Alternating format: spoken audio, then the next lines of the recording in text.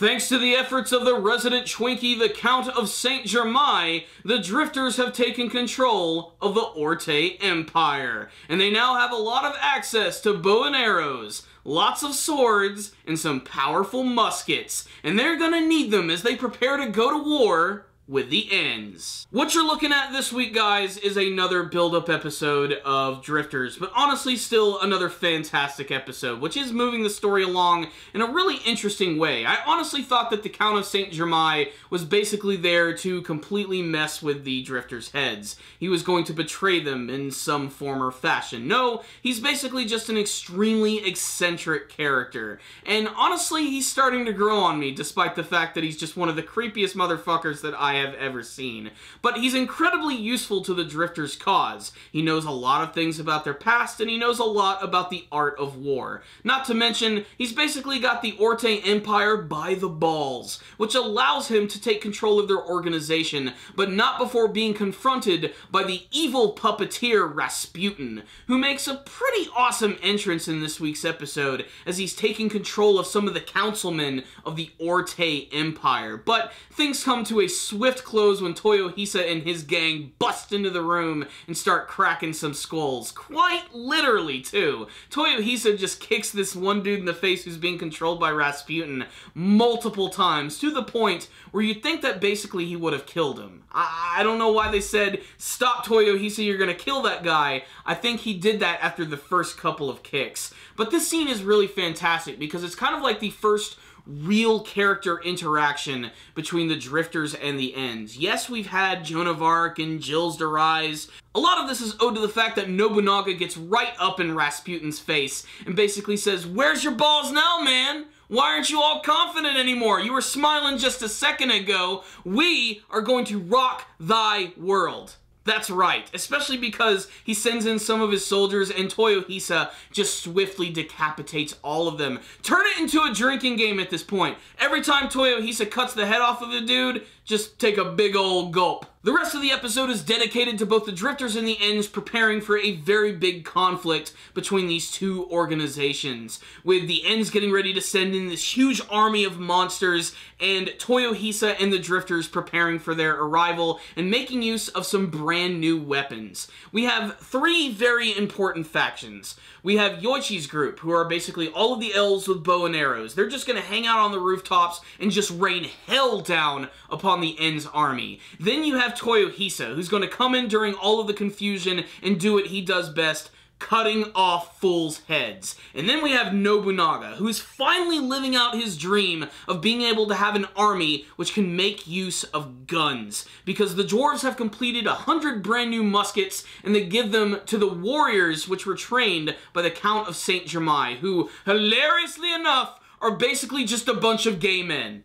They love holding hands, they're not wearing barely any clothes whatsoever, but they're really damn good with a gun. In fact, they are able to take out most of the Ends armies in this episode in a very brutal scene at the end, where they hit them with volley after volley of these incredibly destructive bullets, which just allows Yoichi and Toyohisa's team to go in and absolutely tear up everything. Honestly, it's a really great spectacle, and I can't wait to see how this big battle is eventually going to come to an end. I mean, the Ends themselves have some very big plans. We get to see a little bit of them planning in this week's episode with the return of Rasputin and even the Black King himself. So what's the rundown on this week's episode of Drifters? Basically another good build-up episode, but a really exciting one, especially because now we have our established groups. I love the fact that Toyohisa is going to be working together with the dwarves. I wish we could have seen them in action a little bit more in this episode, because they're described as these incredibly badass and super strong warriors,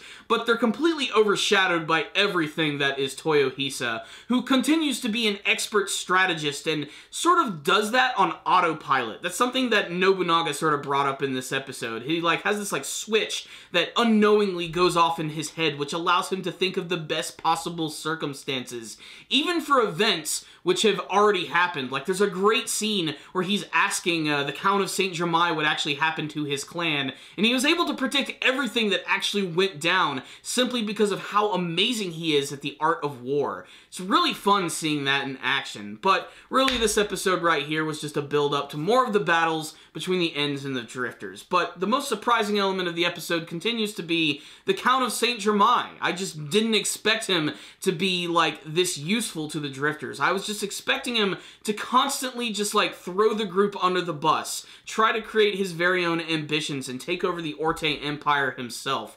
He just happens to be just an incredibly eccentric and incredibly androgynous character, so that makes him kind of hard to read. But then again, when you look at the Drifters themselves, they're basically all a bunch of freaks. I'd be remiss if I didn't mention some of the great scenes with Nobunaga in this episode. His complete hard-on for the fact that they now have like 100 muskets.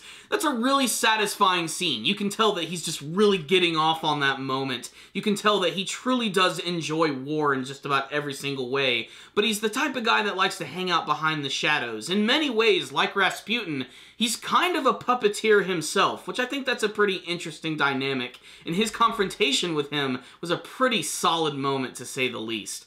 Honestly, I just can't wait to see where this big battle is eventually going to go, and hopefully it's going to have great production value and it's going to pay off in the story department as well, especially because considering that the Drifters series is based on an ongoing manga, so they're either going to come up with their own ridiculous ending or they're going to find a really great place to stop and we'll get more Drifters in the future. And frankly, I want that to happen because this show is just freaking awesome. I'm really enjoying it. My only complaint, though, continues to be something that has been prevalent since the very beginning of the series, and something that the creator of the series definitely uses in a lot of his manga, which are these really goofy moments, which basically just kind of take me out of the moment.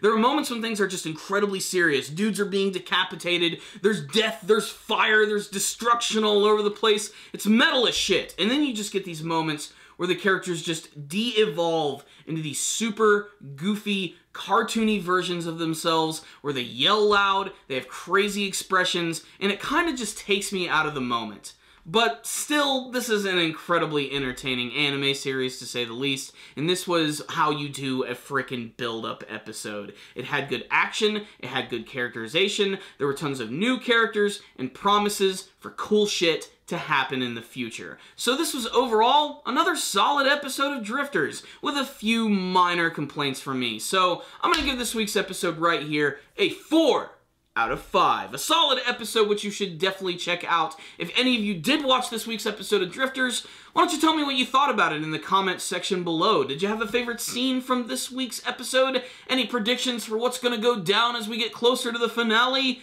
What do you want to see from the rest of Drifters? Please tell me in the comments section below. Thank you guys for watching this review. Make sure to subscribe, like the video if you liked it, and leave me a comment or two. I will see you next time. And as always, stay dandy, baby.